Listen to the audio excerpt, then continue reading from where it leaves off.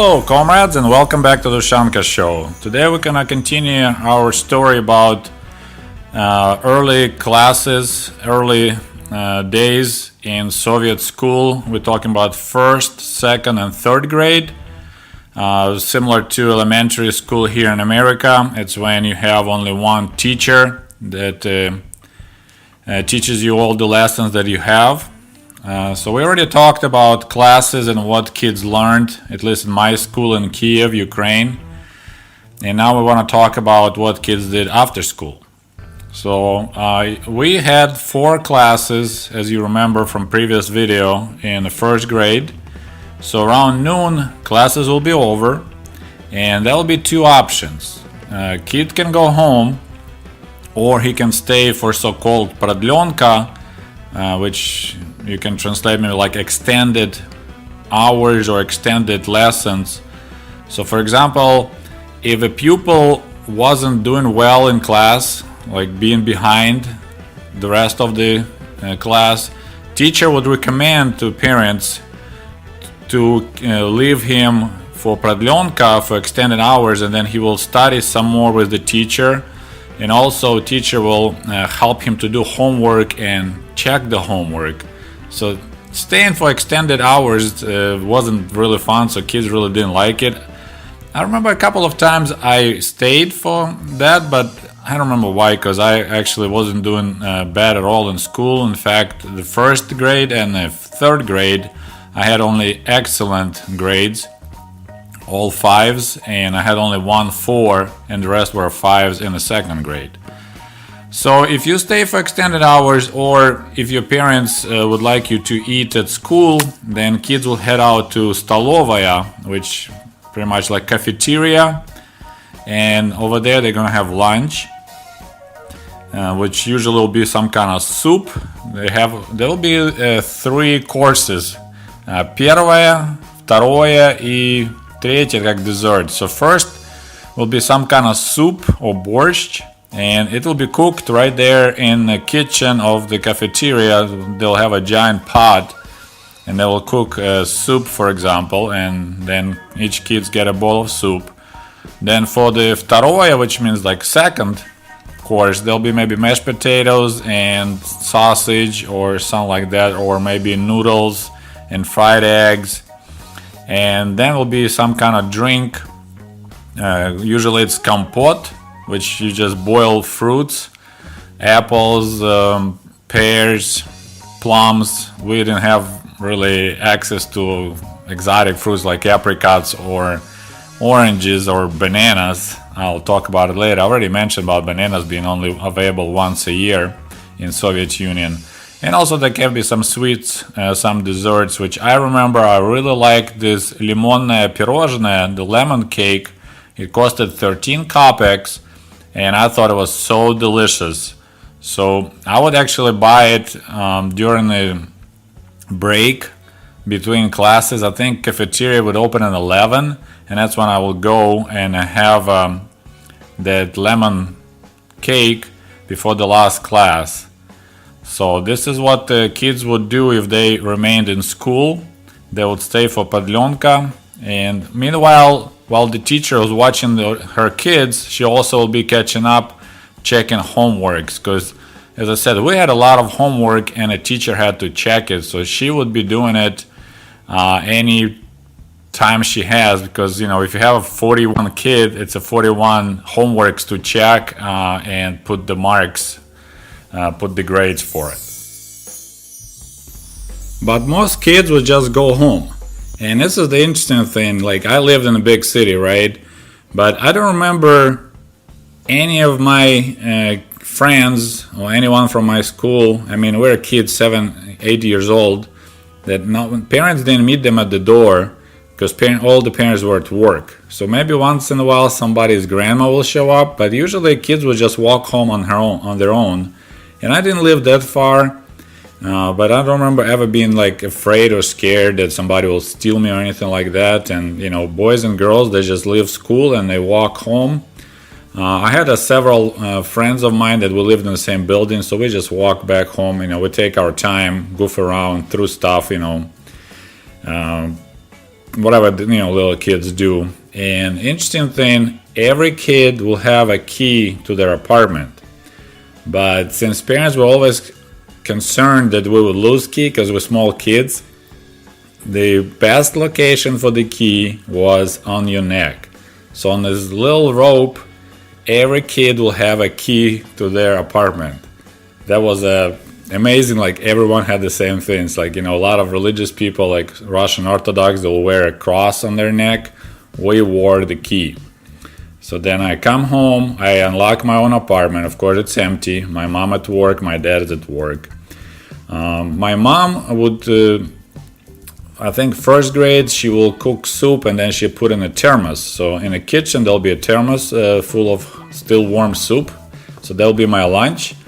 And then in the first and second grade, my mom was really mean about it. She was telling me I must lay down and take a nap. And you can imagine, it's the middle of the day, I came from school, I really want to go and play, but I need to lay down and try to take a nap. And I was, sometimes successful, sometimes not, but that was really annoying. Then after I wake up, I will do my homework because I was one of those kids, nerds that I couldn't play outside knowing I still have homework. It'll be bothering me, so I couldn't really have fun. So I'll do my homework and then I go outside, lock my apartment door, and I go outside and play with other kids. And we'll be playing till like 5, 6 in the afternoon till the parents started showing up from work. Later, when I was maybe in the third grade, my mom decided it would be better if I come to her place of her work, and have lunch with her at their cafeteria. So then after I come home from school, I'll walk to the trolley bus stop, which, about a mile maybe or so walk. Then I hop on the trolley bus and I ride it, and then I walk again and I arrive to her place of work. And people at the entry of this factory, that place was producing parts for building high-risers in Kiev, so they'll be pouring walls. I'll be talking about the way they were building homes back in Soviet Union, apartment buildings, I would say, not homes. And my mom worked there, so then we'll go together to have lunch at the cafeteria, and then I take a trolley bus back home, do my homework, and I play. And back to school, cafeteria was pretty inexpensive to have lunch. Unfortunately, I don't remember. So if that lemon cake was 13 kopecks, so I assume lunch maybe was 40 kopecks, maybe 50 kopecks. And a lot of times, if like family has more than 3 kids, then the government will sponsor the food and kids will eat for free. So our building, and like most apartment buildings, they will have a little kids playground. So that was by design. When they planned the new building, they figure out how many apartments is going to be in it, and then accordingly to that, you have a small playground. Which we didn't have any like a soccer field or a basketball area. It was just a little area, had a couple of swings and sandbox and a couple of like merry-go-round. So nothing fancy, but for small kids, it was more than enough to play. And also I would like to tell you a couple of things that Soviet kids did for fun. Several hour games, and they might be similar what American kids or kids in other countries did. One is a kind of interesting thing, so-called secretiki, like little secrets. And what you do, you need to have a small piece of glass, and usually it was no issue to find a piece of broken glass, and you dig a little shallow hole somewhere in a secret spot, somewhere behind the bush or somewhere else around the play area, and then you place there or like a pretty flower or some, usually we would put some kind of pictures or wrappers from the candy with pretty picture, and then you put carefully glass over it, so you have like this little window almost with the pretty picture behind it. Then you cover it with dirt, and that's your little secret. And then of course if you showing off to other friends like, hey, let me show you my little secret, and you take them and you ask them like, hey, try to find it, And then of course they find it's kind of cool. You remove the dirt and then you see this little picture looking at you from behind the glass. It looked pretty neat.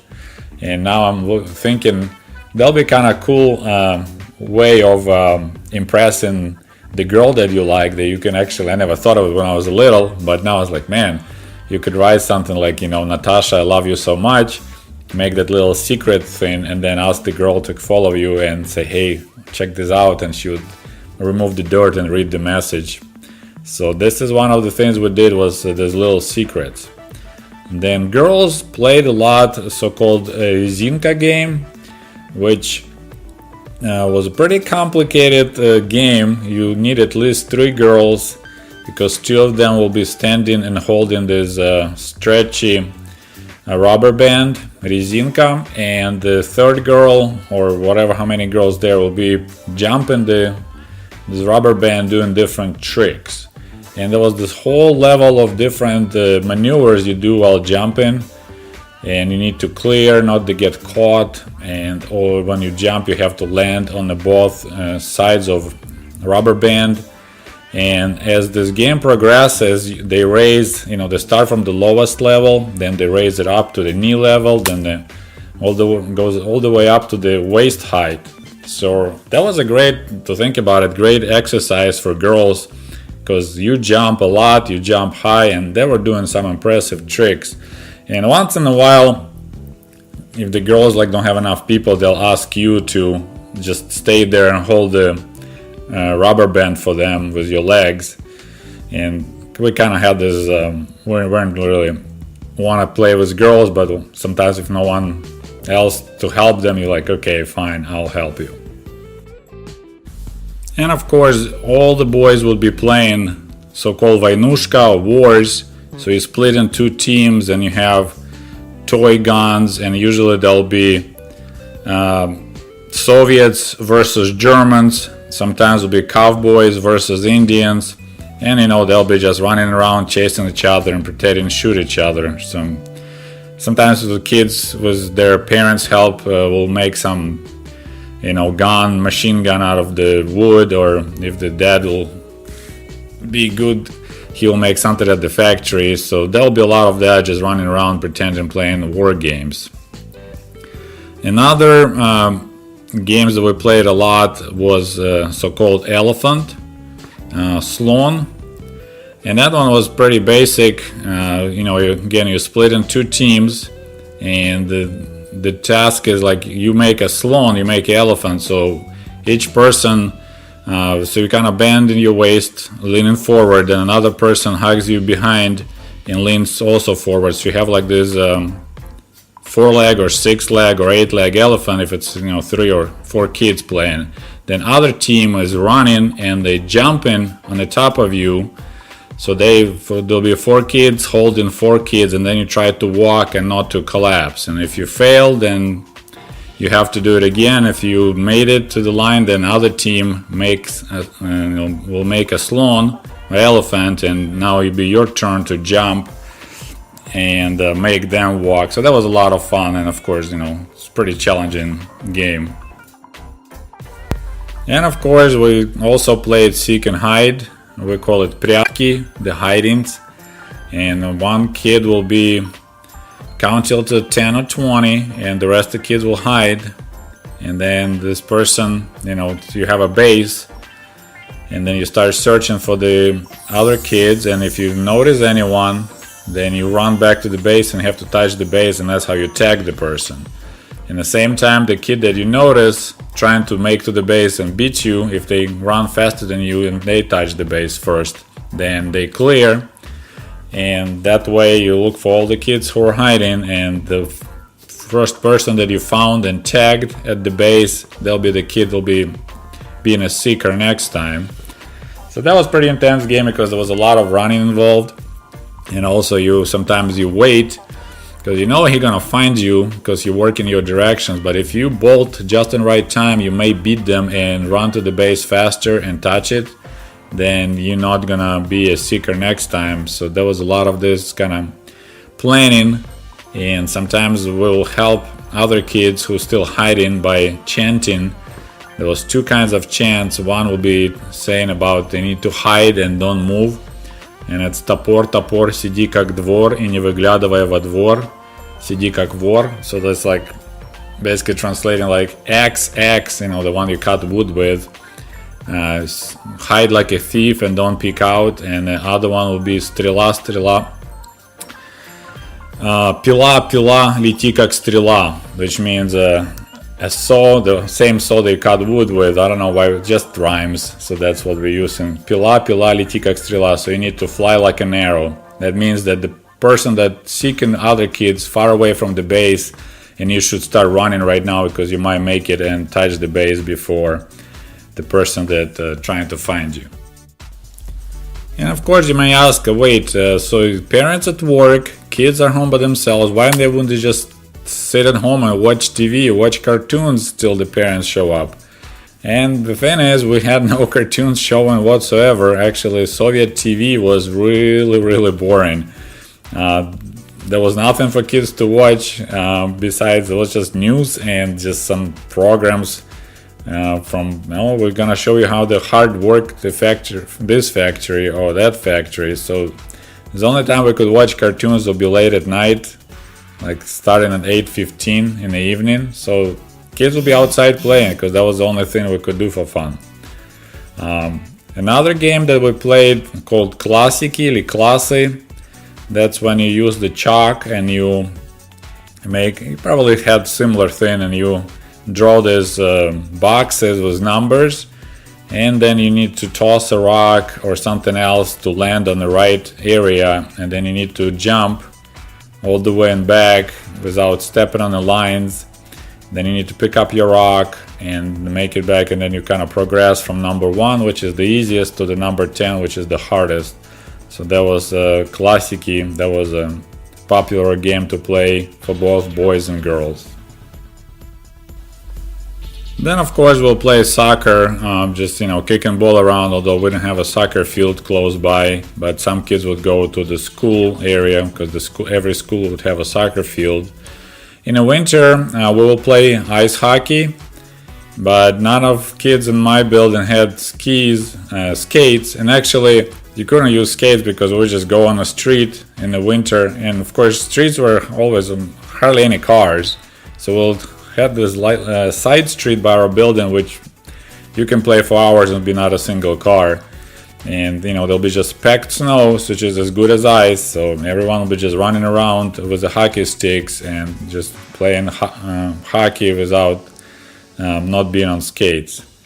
And another popular thing to do in the winter would be to find a hill close by, and then kids will bring buckets of water, and we'll start pouring water down that hill till it turns completely like ice. And there'll be these ice hills that everyone will show up from all surrounding buildings, and there'll be just big mass of people just sliding, standing or on their butts, how you can, down that ice hill, and that was a lot of fun. And speaking of hockey, of course, kids, no one had any protective equipment. We just will have normal winter clothing. Шапка Ushanka, just like my show, most of kids will wear that type of hats, and then you could purchase the kid size hockey sticks, and then you have a normal hockey pucks, and then you run around and play. So if somebody hits hockey puck hard and it hits you in the knee or something, it could be really painful. You have a lot of bruises, and we usually will set up the rules, okay, and you're not allowed shulka to make the hockey puck airborne, because it hurts a lot, especially if you get hit in the crotch. My father worked that time at the Kiev air factory building airplanes, Antonov airplanes.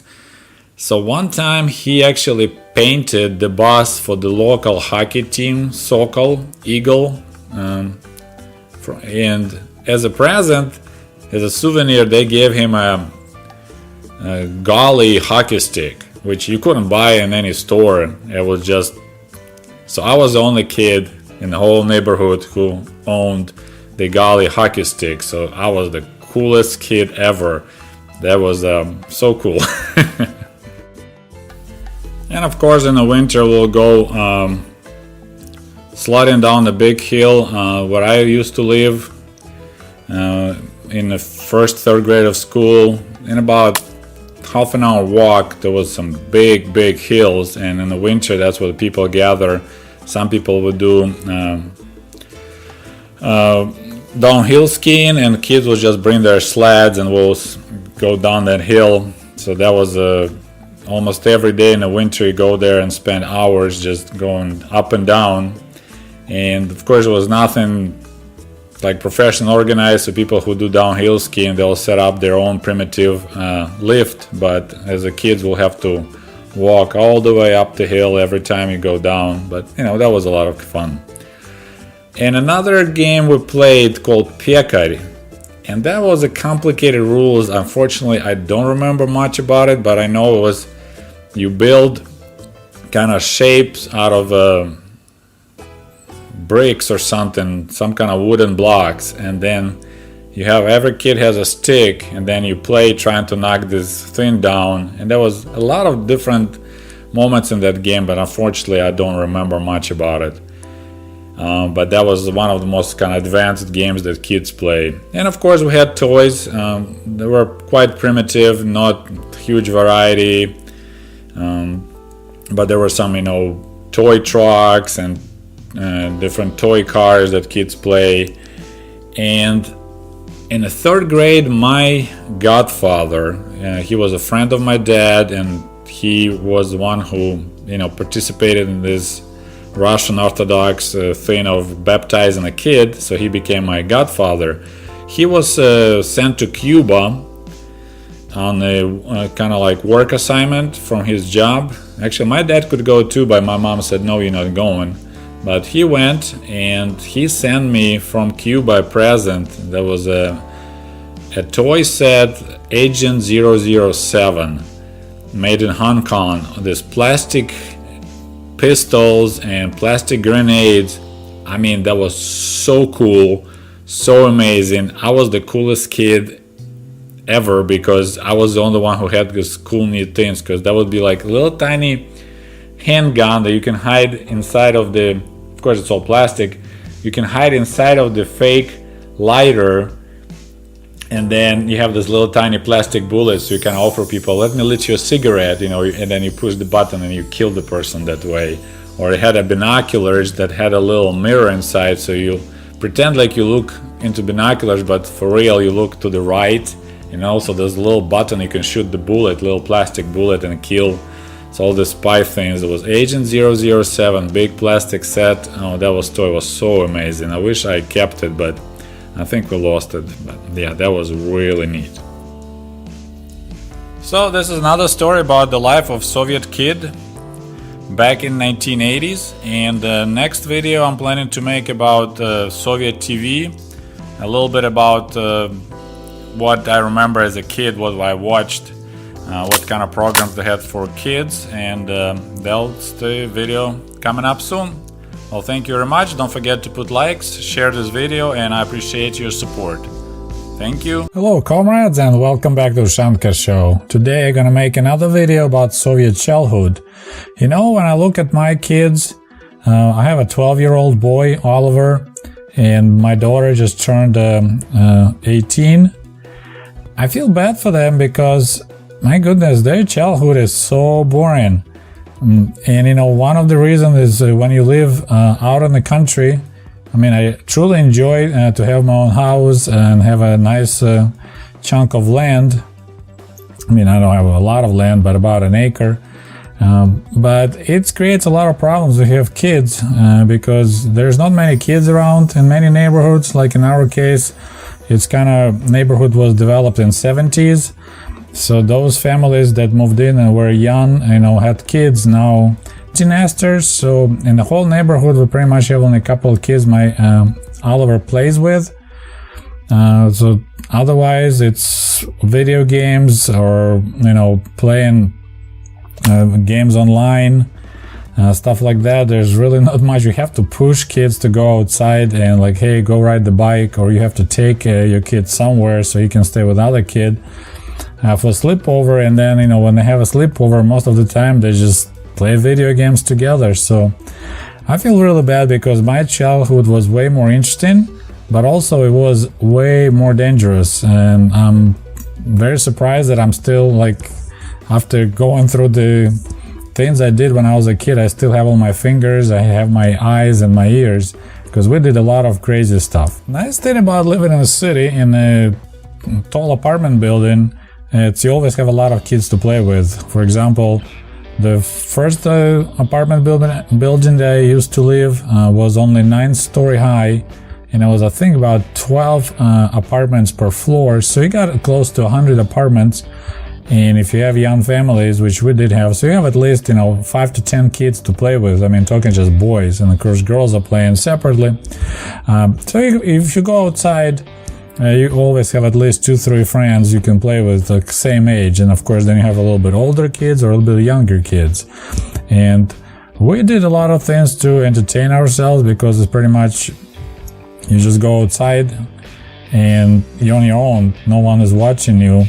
So we had a small playground, but of course, you can play only for so long. And I already made a video about different games that kids played, but we did a lot of other things. For example, we quite often snuck into different factories, which was plenty around, and we've been stealing different things. Now I'm looking back, I'm like, man, that was really naughty, but that was a completely normal thing. I remember there was one factory, and I don't know what they were making, but they had copper cylinders in the giant crates sitting outside. I think it was like leftovers from wherever they were manufacturing. They had to cut off these little copper cylinders and then probably send them back to reprocess. So we were stealing those, and we used them like our money. So that was our local currency. You trade with kids. If you want to buy candy, if someone has a candy or something like that, we use those copper cylinders, because parents, we didn't have things like cash allowance. There was no way parents will give you money for chores. I don't remember anything like that. So we would use those copper cylinders to trade. And of course, if you want more, then you just go with a couple of your friends. And it's pretty dangerous, because usually, factories are being guarded. So there'll be a guy and probably a couple of German shepherds. But fortunately, most of the guards, we call them storage, they'll be drunk, drinking vodka, so they will pass out. So you quietly sneak in, you have your favorite spots where you can hop over the fence, or you can go through some hole in the fence, and then you steal those copper cylinders, and then you can become really rich if you get a bunch of those. But our favorite thing to do was to sneak into the construction sites. And we had quite a few new buildings being built around where I used to live. And it's all, so-called panel type construction. So it's all poured concrete, and, then they bring the whole panels with windows and doors from the factories, and then they assemble like a Lego, 9-story high or 16-story high apartment building. And of course, there's a lot of construction materials will be laying around. And there were several things we were extremely interested in. So, you wait usually till late evening, maybe like around 8 o'clock, because, at 9 usually parents want you to be home. You sneak into construction site, and hopefully, the guard storage is asleep or watching TV in his little cabin. We were searching first of all for, we call them patrones. So, they had a special guns to drive like nails and stuff into the concrete, because the whole building was made out of concrete. There was no wood. So there'd be bricks and concrete walls. So they had special, those pistols to drive things into concrete. So they were like those charges. So it looks like a part of the bullet without actual bullet. And so we'll try to find something that if they got misfired, they got thrown away, but they still got powder inside. Or if we hit jackpot, we might find a crate. They actually keep those chargers for their nail guns, and if we can break that crate open, then we can really get a good bunch of good stuff to play with. But the most thing we're looking for in the construction sites was calcium carbide. Now that product, I don't know if you're familiar with it or not, it was used for acetylene cutters. So when they need to cut metal rods, so they used these rocks with calcium carbide. It looks like a just rock, gray color rock.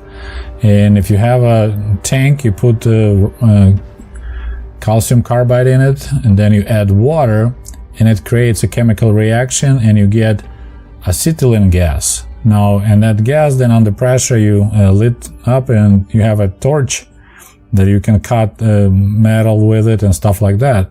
So we were looking for barrels with the carbide, this calcium carbide rocks, because that was the stuff that we could use for a lot of really dangerous projects, but also those things were so much fun. First of all, you just can toss that rock into the puddle of water and just watch the bubbles. So that was the easiest way to entertain yourself. It's kind of like a little, trick, like, hey, magician trick. Look at this basic rock, I'm tossing in the water, and suddenly it creates a lot of bubbles. But as I mentioned, those bubbles were made out of acetylene gas, and it's highly flammable, and that creates a lot of interesting projects. For example, another kind of safe way of play with the carbide is we'll find some old shoe, for example, like a preferably rubber shoe, so it keeps the water. So you fill it with water, then you put several calcium carbide rocks in it, and then you carefully bury it in the sand, and then you poke the hole, and that's the hole where the gas start coming from. Then you just lit the match, put it towards that hole, and then you have a little flame, which we used to call Вечный огонь. I don't know if you're familiar. There's a lot of monuments dedicated to World War II in the Soviet Union, and it's we have this called Forever Flame. There's a fire that's always going, and it's dedicated to the people who died during the war. So that's usually just like a star-shaped fire place, you would say it, and they have, of course, natural gas pipe to it, and this flame is always on, and it's called Forever Fire, Вечный огонь. So we'll make our own version of Вечный огонь by using rubber shoe, some calcium carbide rocks, and water. Well, I hope you enjoyed the show. As always, don't forget to put the like for this video, share with your friends, and we'll talk to you soon. Hello comrades, and welcome back to Ushanka show. Today I'm gonna make another video about Soviet childhood, but the most thing we're looking for in the construction sites was calcium carbide. But those were kind of like innocent way of playing with calcium carbide. The real fun, but it was really dangerous fun, is to find an empty glass bottle, and at that time we didn't have plastic bottles at all. Like in Soviet Union, all the drinks were sold in glass bottles, starting with vodka, beer, any soda, everything was sold in glass bottles. So we had plenty of those. And the best bottles, of course, will be bottles from champagne, because they're made of really thick glass.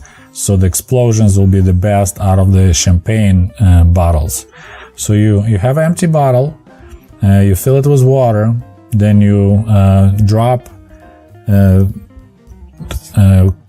calcium carbide rocks in there too, so that starts creating a reaction. Then you need to plug that bottle as tight as you can, and then you set it up and run away as fast as you can. And all you do is wait, because with the pressure building up, it will build enough, or that your cork will fly out with the loud popping noise, or what you're really looking for is the loud explosion when the pressure just tears that bottle up in pieces, and those shrapnels of glass flying all over the place. It's a really loud explosion and a really dangerous thing, because the glass shards will be flying in all directions. And I remember one time we were doing this, and when you're a little kid, I was 10, 11, you don't realize how dangerous that stuff, and as most people, you kind of always feel safe about yourself. It's like bad things happen only to other people, you kind of like being protected maybe, so you just participate in this thing without realizing how dangerous the whole thing are. So one time we set up the bottle, got it all going, plugged it in, and we're standing waiting a minute, 2 minutes, and nothing happens. So usually that's a sign that the plug that you put the bottle in the top of the bottle is just leaking, so it can't create enough pressure. So then you just go back to the bottle, which is a really dumb thing to do. And it's one time we just walked right back to the bottle. Luke's staying around. It's like, yep, nothing happening. So one of the guys grabbed the bottle and he just tossed it into the wall not far from us. And that thing exploded so loud with this bright flash. And fortunately there was no glass shards flying our way, but we left this big giant black mark on that wall. And then for years, every time I walked by it, I was like, oh man, that was us who did it, because there was just the wall of the building and now had this big black spot from that explosion that we did. But fortunately no one got hurt that time. Another time I was lucky because I was already in the hospital. I think I had my knee surgery that time. I don't remember what the reason, but it was one of the time when I was actually in the hospital, and my mom came and she told us, told me the news about my friends, and she said, "Oh my God, I hope you're not playing with those kids that explode the bottles, because a couple of days ago they were exploding the bottle using calcium carbide, and the bottle wasn't going off, so they walked towards it, and right when they approached the bottle, it went off. So it blew up, and by just plain miracle, the kids were staying right next to it. No one got hurt, but a couple kids who stood they stayed back. One had a piece of glass jammed right above his eye into his eyebrow, and another guy, a chunk of glass kind of sliced his ear. And I was like, oh, because I was kind of usually a chicken, so I was stood back. So I was like, oh my God, I could be right one of those guys staying in the back and getting hurt really bad. So that time some people got hurt, but fortunately no one lost their eye. But I bet you if there'll be some statistics about the Soviet kids at that time, there are probably thousands of kids that got hurt really bad, losing fingers, losing eyes, because those flying glass, they can do some real damage. Another time we were exploding bottles, again same way in the village, but we didn't have a calcium carbide. There was actually other way to make bottles explode. It's called silitra, and I'm not sure how to translate it to English, but you buy some household chemicals and you mix them up, and then that liquid, you need to put newspaper into this liquid, soak it up, and then dry it, and then that newspaper would become kind of crunchy, and if you lit it on fire, it creates a lot of smoke. So same idea, you jam bottle full of that silitra paper, you lit it on fire, then you plug the bottle, so that burning creates a lot of pressure and makes the bottle explode. So we were kind of careful. We had a wooden pallet, so we set up the bottle, and then we hid behind the pallet, waited for explosion. It exploded beautifully, very loudly, and then we heard the chunks of glass, hitting like bullets our pallet. Then we waited a little bit more, like, okay, we're clear.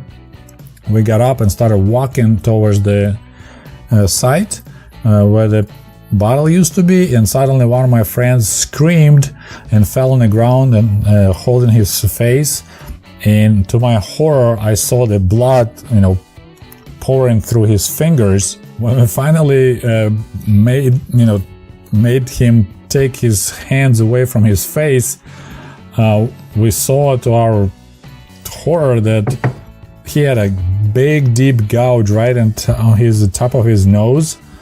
And what happened, I still can't believe it happened, but actual bottom of the bottle went straight up in the air. So somehow that explosion made the bottom of the bottle go straight up in the air.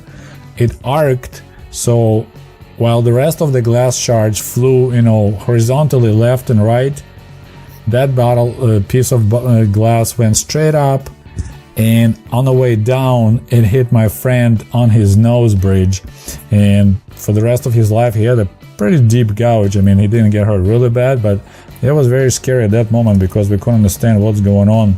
because we waited for the glass to, flying glass to stop, and then suddenly there was one more piece just waiting for its victim. So that was really scary experience. And of course, we did a lot of explosive devices using just regular matches, Soviet matches.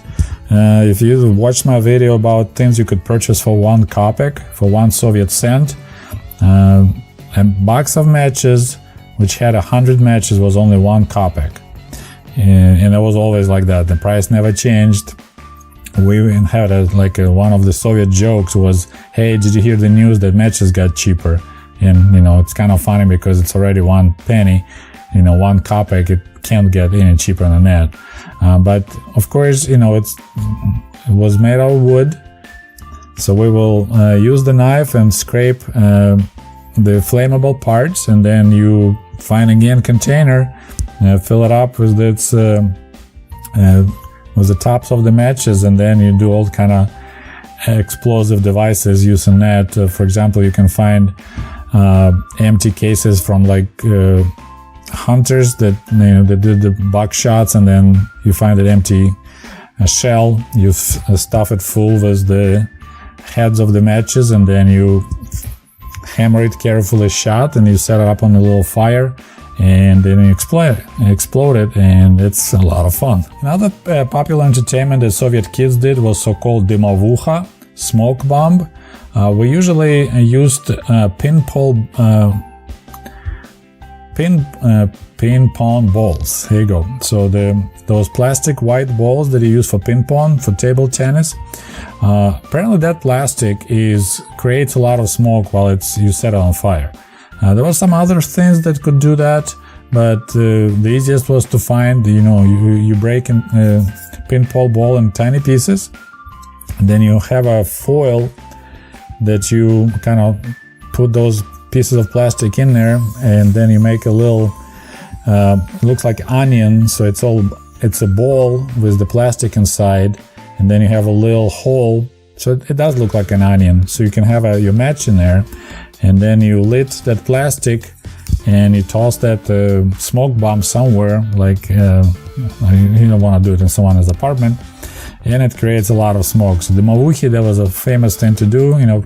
Kids can make maybe 10, 20 of those, and then you walk around the neighborhood and you just kind of lit it on fire, and you see the little kids playing in the sandbox. You just have one of your smoke bombs going, you just toss it in their sandbox, and they all crying, running away, and you running away too, so you don't get in trouble with parents of those kids. And the most dangerous things that Soviet kids did was to find some leftovers from the World War II.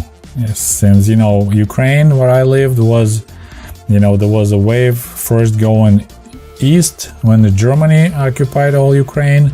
Then there was the wave going back west when the Soviet Union, the Red Army, came back, and there was a lot of ammo being lost or buried or whatever all over the Ukraine. And quite often, you can't just find it randomly, but I remember one time they started building a new school right next to my building, and so they excavated a giant hole for the basement, and guess what? They found a bunch of ammo, just rusty, machine guns, bullets, and whatever.